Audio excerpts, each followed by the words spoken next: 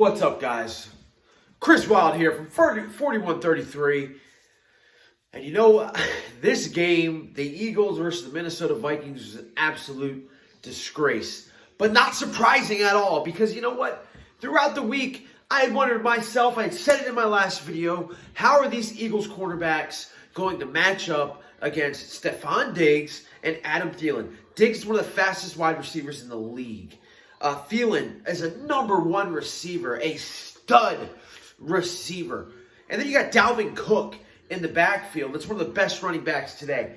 The Eagles defense had the #1 rushing defense, so I wasn't that worried about Dalvin Cook. But these receivers, I mean, come on. If it wasn't a question in your mind, Rasul Douglas, Sidney Jones, Craig James,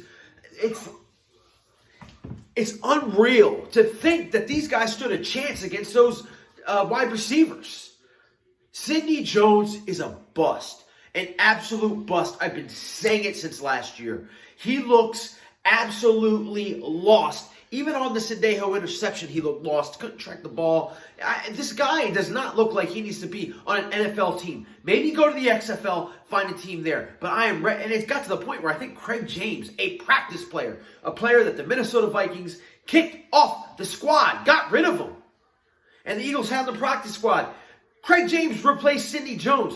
Horrible #2 pick. Howie Roseman, you know what? We won the Super Bowl a couple years ago, but other than that, man, your draft picks have absolutely sucked. And while I'm into that, let's go to the offense, man.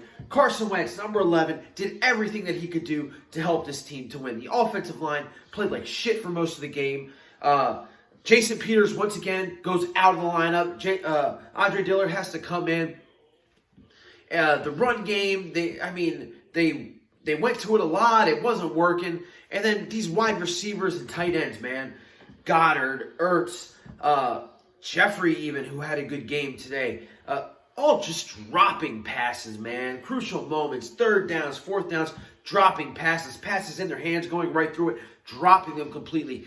I go back to this drafting. J.J. Arcega-Whiteside, a guy who I was excited about, man, because you watch his college film, man, this guy was catching everything. I mean, he was Alshon 2.0 when it comes to catching. He hasn't done anything this year. Nothing. But we watched Seattle Seahawks with a guy named DK Metcalf that was drafted after Arcega-Whiteside. The Redskins with their rookie wide receiver, Terry McLaurin. I mean, I could go on and on and on.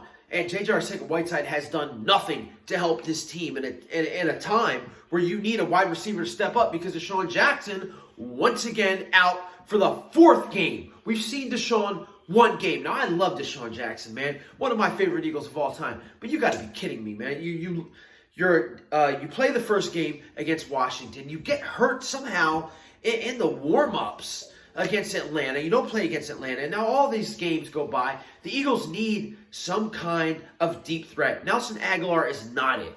No team is afraid of Nelson Aguilar. Defenses play the Eagles differently because they know that they have no shot to go over the top. Absolutely no shot at all. And you might as well take one of Carson Wentz's legs away. That's what that's equivalent to. And it showed in this game, man. He did everything he could do to get this team to win. It was 24-20 at one point, but it never, ever, ever, ever felt close for the Eagles because you knew that this defense could not hold the Vikings offense. Kirk Cousins, I still think he's a bum. I still think he sucks. He always plays good against the Eagles. I said that before. Today was no different. We just made him look like a superstar. I think 1 sack on the day compared to 10 against a Jets offense. Last week, it was just a horrible game for the Eagles. I predicted 24-20 Eagles. Boy, was I off because deep down in my heart, I didn't think the Eagles were going to win this game. And let me tell you something else. The Eagles need to do something before their game against Dallas.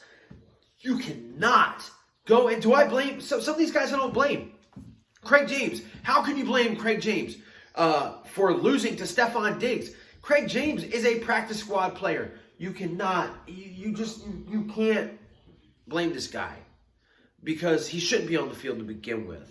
But the Eagles have to do something. They've got to sign somebody. They've got to trade for somebody. Jalen Ramsey sit out his 3rd game. He's out there. I don't care if you give up 3 first-round picks. I mean, they've got to do something. They've got to get a cornerback, something better than these guys that are throwing out in the field right now because you're facing Amari Cooper, You're facing all the guys the Patriots have. After that, you go to Buffalo. I mean, you have to have a number one cornerback somewhere. Then all the guys can fall into place after that. Jalen Mills supposed to start practicing. I don't know what good that does, but you need something different. As far as wide receiver goes, Deshaun Jackson might be back next week, might not. If he's not, you need to look forward to trading for somebody there, because the Eagles, in my point of view, are 2 players away from being a good team. They're a wide receiver away, which you kind of put Deshaun Jackson in that slot, and they're a number 1 corner away. It doesn't have to be Jalen Ramsey. It could be Chris Harris. It could be Patrick Peterson. It could be any cornerback out, number 1 corner out there, away from being a playoff team. Right now, they're just not a playoff team.